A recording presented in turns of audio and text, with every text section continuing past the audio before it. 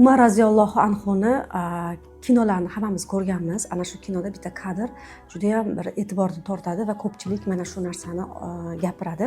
Umar roziyallohu anhu qorni katta insonlarni ko'rganda albatta uni to'xtatib, uni qattiq urishganlar. Mana bu nimaga bu holatga kelding? Ya'ni o'zingni to'g'rila deb. Bu nima? Allohning barakasi, Allohning azobi-ku. Haloyiq, qorin qo'ymanglar. Yo'qsa namozga dangasa bo'lib qolasizlar. Qomatingiz buziladi, kasalliklarga chalinasizlar. Ovqatlanishda me'yorni bilinglar. Bu sog'lig'ingizga foyda keltiradi, isrofdan asraydi.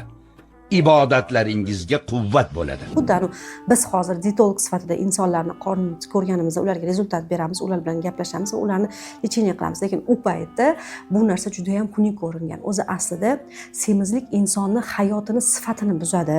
Ham ko'rinish jihatidan vizualni biz o'sha semiz insonga qaraganimizda unga, masalan, erkaklarda ayollarga nisbatan, ayollarga eriga nisbatan semizlikni ko'rsa, baribir yoqtirmaslik hissi bo'ladi. Ming yaxshi sifati bo'lsin, ming mehribon bo'lsin, ming tili shirin bo'lsin ayolni ham, lekin semizlik degan narsa erkakka hech qachon yoki ayolga ham yoqmaydi. Nimaga? Chunki ana shu vazni katta, qorni bor inson o'zini vazifasini mukammal bajara olmaydi.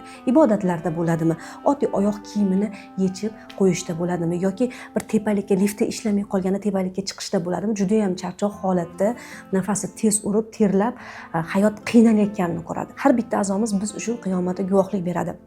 Agar biz 60 kilogramm vaznni ko'tarib yurish kerak bo'lgan oyoqlarimizni 120 kilogramm vaznni ko'tarib yurishga yillar davomida majbur qilsak va mana shu suvagimizni yemirilishiga sababchi bo'ladigan hayot tarzida yashaydigan bo'lsak, nafsimizni joyiga qo'yib qo'yishni bilmasak, nima xohlasak o'shani yeyaveradigan bo'lsak, bu narsa bizani a'zolarimizni o'sha bizga qarshi chiqishiga sababchi bo'ladi.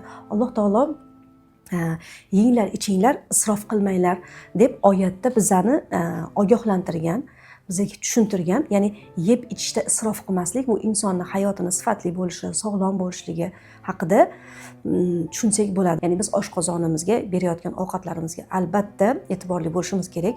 Inson qancha kam yesa va ana shu kam yeyotgan ovqati sifatli bo'lsa va mana shu insonni sog'lom yashashi uchun kerakli bo'ladigan, uni gormonlariga ta'sir etuvchi ovqat bo'ladigan bo'lsa, mana shu to'g'ri ovqat hisoblanadi. Ozish haqida to'g'ri va kerakli ma'lumotlarni bilib va ozishni sunnatga muvofiq go'zal tarzda amalda bajarishni istasangiz, meni profilimga obuna bo'lib qo'ying. Bundan qiziqarli video va darsliklarni berib boraman.